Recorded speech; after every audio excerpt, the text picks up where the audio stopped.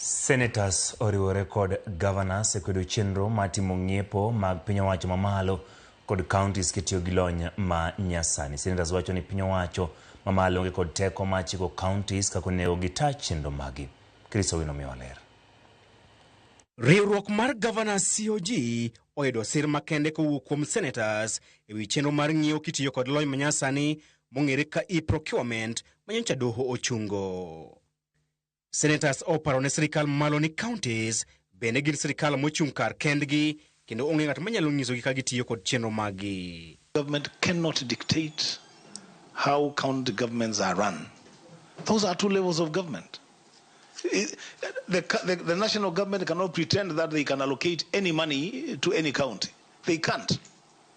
The money that goes to county is allocated to counties by parliament, just as the money that goes to the national government is allocated to them by parliament. Need to have a candid conversation on the e-procurement, because as good as it is and very well intended, it might come to negate the good intention of devolution in terms of, bringing up, as the governor said, in areas, remote areas of Samburu County and other counties, people will not understand the issue of e-procurement, and e-procurement will be a platform for the survival of the fittest. Senators wacho ni kata odoko ni chenro mar ng'iewo kitiyo kod lony manyasani en paro maber ikedo kod weche mag mibadhi, counties ne ok omi thuolo moromo matimo ikruok e tiyo gi chenro no.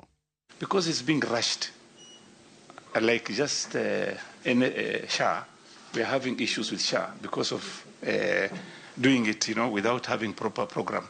So I wish and hope that the governor you can use your people and see if you can fast track the e-procurement, because it is something that can help this country. Today you are the governor, tomorrow you will be a businessman like me. Yeah, and start bidding for jobs. Governor osebedo kaseyo migawo mar omenda kuom chunogi kod e-procurement maonge tiegruok ne jotich mag counties madhi tiyo kod chenro no, okang' madhi chungo chenro mag dongruok e counties. In the entire Samburu County, we do a school feeding program for our kids for the entire term, because that's how people go to school. As we speak here today, we have not procured a single thing for our schools. The schools are open. The school calendar does not know that we are supposed to use e-procurement. Schools just open, and we don't have food in schools, and we cannot procure.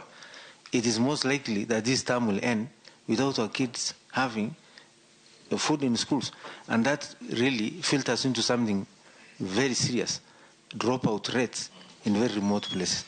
Jatend piny William Ruto kod jatend migawo mar omenda John Mbadi ne oramo ni chenro mar e-procurement nyaka ket e tim gi sirikal mamalo kod sirikal mag counties chakre dwe mar 9 higani. Dwaro makamano ne oduong'o wiye e Luanda bang' doho mamalo chunge tok riwruok mar Gavanas chwalo bura e doho. Chris Owino, Ramogi TV, Nairobi.